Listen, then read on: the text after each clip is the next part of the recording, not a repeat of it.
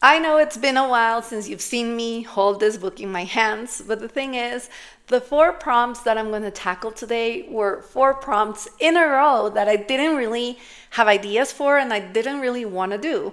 But since I am following my friend Ashley's advice to do the book chronologically to avoid having all of the prompts you don't like at the end, I took some time off. I took a lot of time off because I wasn't feeling it. But today I'm finally back and we'll see what happens.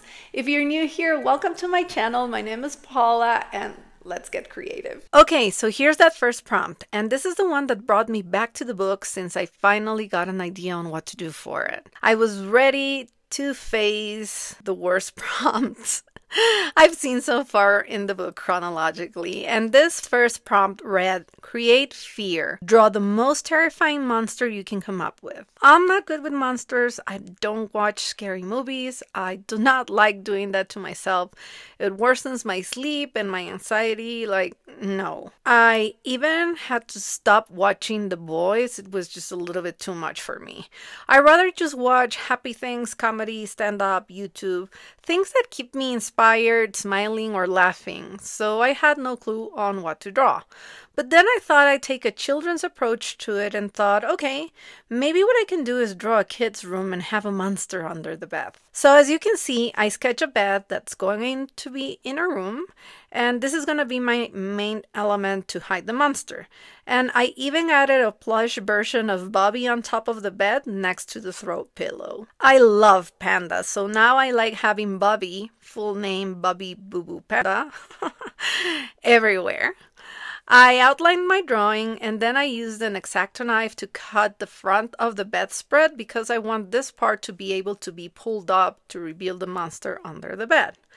I wanted the paper mechanism to be able to be pulled up almost like a blind curtain, like blinds. I did this type of reveal in the Create This Book collab.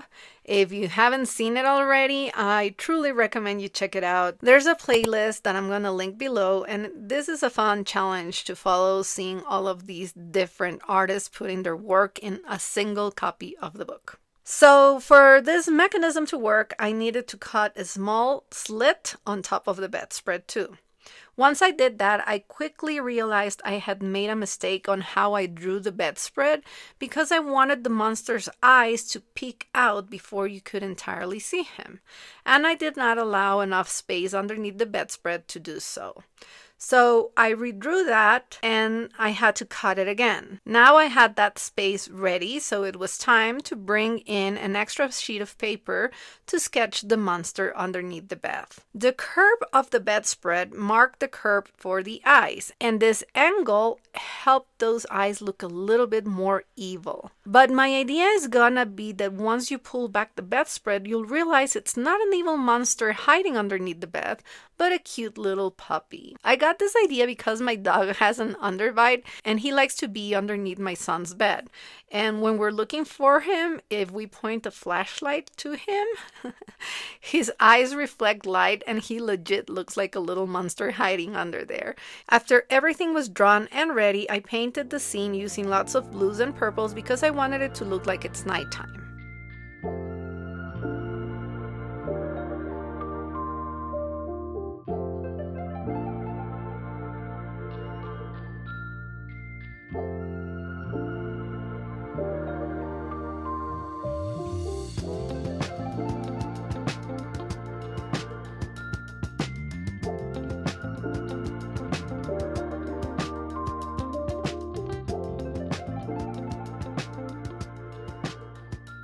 With the whole bedroom colored, it was time to color the puppy. I used red for his heart-shaped pupils and yellow for the rest of his eyes, just to make him look a little bit more creepy when he's covered underneath the bed. Now, all we need to do is glue everything into the book. The right side of the spread was pretty straightforward. Had nothing moving on it, so I just glued that in, and then it was time to glue the interactive side. I glued the top of the page first in order to be able to glue the piece of paper that had the puppy drawn on it in the right place behind the space, matching the area where the bedspread flips up. I also used the X-Acto knife to cut around the puppy's paws and the bottom of his face So that part would stick out on top of the floor of the bedroom scene. I hope that makes sense. Anyhow, I glued the puppy in, making sure the paws were on top, like I just said. And then when I tried it out, pulling up the bedspread, that flap that was part of the right side was making it difficult for the paper to fold. So I cut it out and glued it onto the other side separately. Now that my mechanism in my page worked and it was ready, I also decided to change the prompt so it matched the vibe a little better. I covered the skull with an acrylic paint marker, and on top I painted a crescent moon, which is a symbol I love. And here it is, my first page of the day. And I was actually so happy about the idea I got and how it came together that I was a little bit pumped to do the next prompt, which reads, create triangles. Create an animal using only triangles. Okay, so for this one, I remember those pop-up videos I saw when I decided to make my book interactive, and I thought I could do a shark that opens its mouth. I thought a shark was a pretty easy animal to construct out of triangles, so I sketched one in a piece of scrap paper just to test the idea, and I was happy with it. So I got another sheet of paper and drew it again, this time using a ruler to make it more symmetrical, and of course to make the triangles straighter. Once all of the triangles were down, I did round up those corners to make my animal a little bit more organic. I outlined my derpy shark with a marker and I was done. Oh, I did not line the teeth because I want that part to land on the bottom jaw once I cut it and make the mouth open. Although I really like the shark, I thought having it there in the middle of the page looked pretty simple. So I was thinking about how to incorporate a background, and then I decided maybe I could do some type of waves in the shapes of triangles too.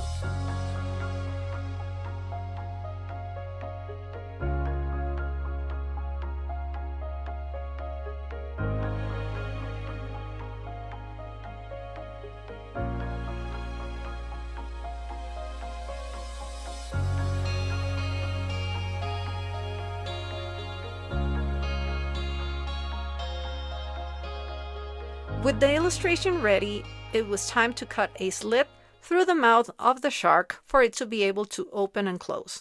And to be honest, I really can't explain how I did this because I play with it a lot until it works. And I was following the pop-up video tutorials that I am going to link in the video description. My brain doesn't work like this. The working of the paper folds are really hard for me to comprehend. So that's why I just show you what I do and I direct you to the tutorials. Sometimes I don't even remember how I did it when I'm watching my footage. I watch tutorials every time. So let's just say it worked. So yay! It opens and closes. So now it was time to put his teeth back on. I drew them on a separate piece of paper, folded them, and made sure it still worked. I then glued the shark into the book, but actually before that, I did color in and glued an extra piece of paper as a background with a little surprise. Here it is, and as the mouth opens, you can peek in and find this cute little fishy inside. I thought that would be a cute addition to the page.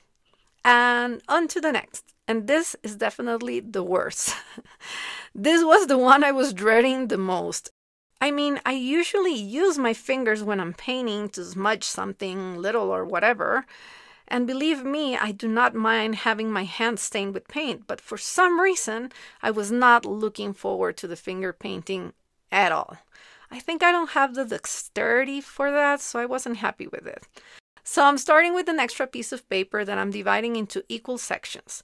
14 sections to be exact, because I'm painting in rainbow order, and I kind of needed to know where the colors needed to be so both sides of the paper would match when folded. I started painting this supposedly super extra easy idea and it was so messy.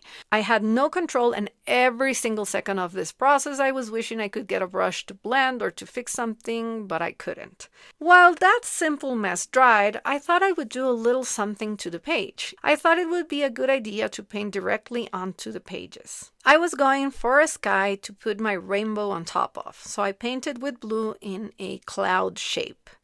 And I also left a paint fingerprint next to the prompt so that I will always remember I did paint this with my fingers, and I did not like it at all. As the rainbow paper was drying, I did try to fix the yellow because that was the worst part of it. It looked the messiest, so I just stacked more color on top of that area. Then I left it to dry again. And when it was dry, I folded the paper into an accordion. Halfway through, I realized I was folding it incorrectly and I had to do the accordion folds in the landscape direction. When I was about to open my accordion fold, I realized the yellow paint wasn't properly dried, so it stuck to itself. I was done at this point, so I fixed it a little bit with my finger, but also I used a yellow Posca marker to speed up the process. When it was actually dried, I was going to glue my rainbow together, and I did notice for the idea to be beautiful and really open into a half circle, I needed to paint an extra panel. But like I said before, I did not enjoy the process at all, so I just chose to glue it in like that. I couldn't be bothered. I did not want to go through that again. I knew it was super simple, so I did paint some extra white hearts on top of the background, but when I was gluing the rainbow in, I noticed the left side was going to land right on top of those hearts, covering them. So I took the rainbow out, painted some extra white hearts, and covered those with more blue paint. Yay, more finger painting. I let the background dry and then glued the rainbow back in, and here's how it opens. I mean, it's not the most amazing page I've done. Like I said, it needed to be double the size. But for the excitement I had for this prompt, I think it's a good enough spread. So next one, create a short story. Here's another one I really did not want to do. I have a hard time coming up with stories. I did try. I tried to come up with a nice, cute little story, but I couldn't. I wrote a lot of things in my sketchbook, but at the end, I gave up and went into Pinterest and looked for a nice, long quote. And I know the prompt says to come up with a story, but all I needed was the writing because this page for me is going to be more about the interactive aspect than the writing. I wanted to create one of those cascading cards having each sentence of the quote be on one of the cards. So of course, following the prompt, I would need to have 5 sentences, meaning 5 cards.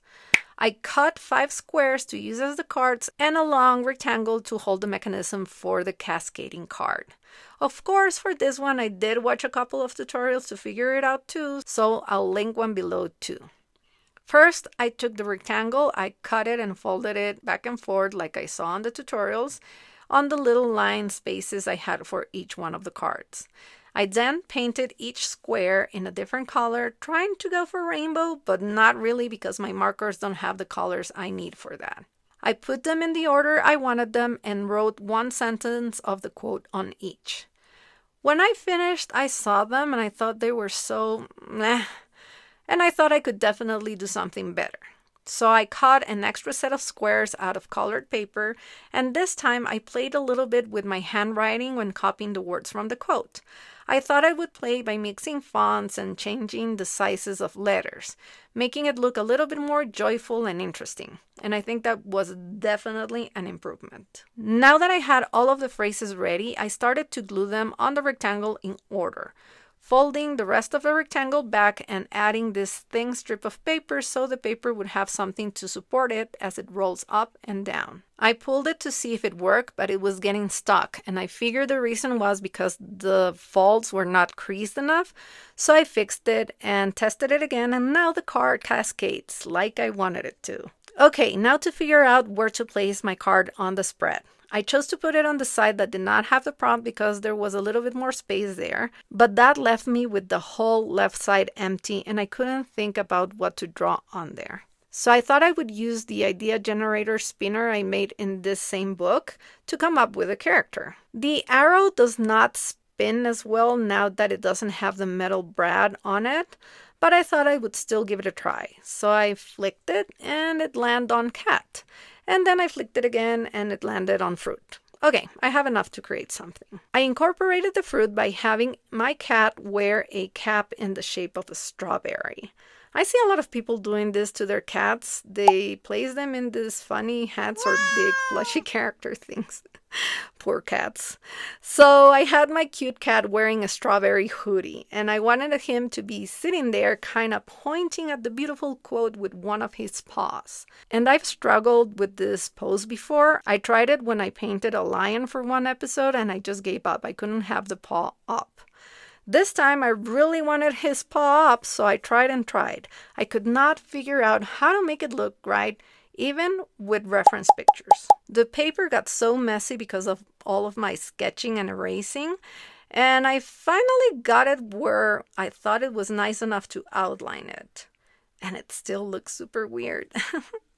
I think I'll bring Barry, that's his name, Barry, back in some other form in a different pose because this one is not allowing his cuteness to shine. I think this cat needs another opportunity. After I lined the paper, it was so beat up from all of the erasing that I decided to trace it on a fresh piece of paper before adding color. Okay, nice and clean, ready for color. But because I didn't have the colors I wanted in my alcohol set, I used acrylic ones. Not the best choice. The acrylic markers don't bleed through, but they do really warp this thin paper a lot. But this is what I had, so let's make Barry the cat very pretty.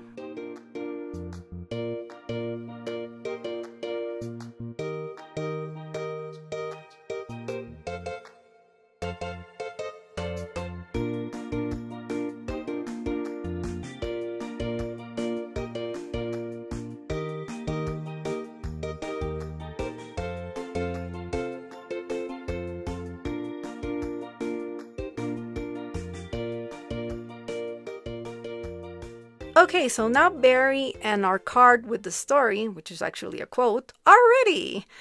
But still the spread looked way too blank for me. So at first I thought I would add some designs to each of the quote cards, but I wasn't sold on that idea. So I ended up painting a colorful background to fill all the space.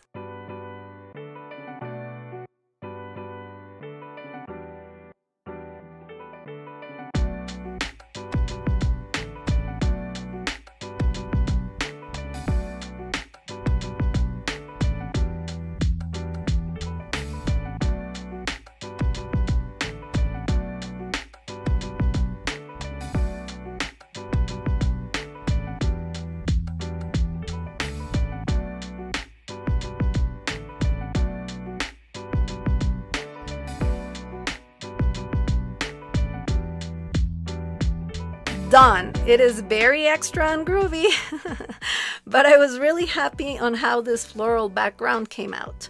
I think it looks so beautiful with Barry on top. Yay! So now all I had to do was glue everything into the book, and you can see the side where I used the acrylic paint for the clouds and the acrylic for the cat. The paper is incredibly wobbly and not smooth at all. I was disappointed about that, to be honest.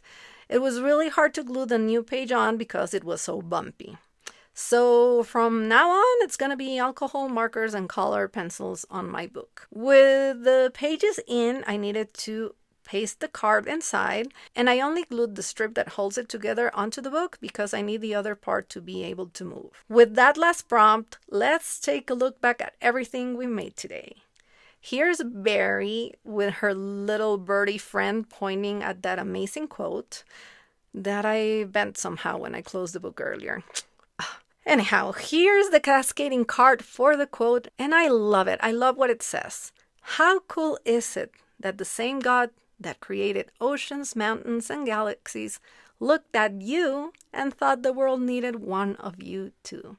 Okay, then we made a finger painting. I know it's really plain and simple, but I did not enjoy this process, so I'm happy I came up with something at all, and it's even pop-up, so yay!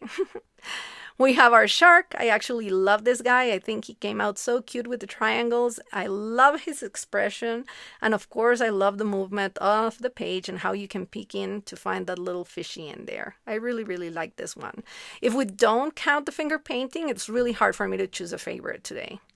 And last, here's the first page we made with the puppy hiding underneath the bed. I think this one was really cute. I miscalculated the space so you can't really see his tail or his little speech bubble, but I still think it was a cute idea, so I'm happy about that. Now the next episode I'm actually excited for because the prompt that follows says create an alter ego. And then we have creating energy. That could be fun. Then creating a community. I would skip this one, to be honest. I don't know what to do here. Then create starburst. Okay. And maybe I'll even get to create a swarm. Who knows? If you have any ideas for the following pages that you would like to share with me, please leave those in the comments below. With that, I hope you're having the most wonderful day, and I'll see you next time. Bye!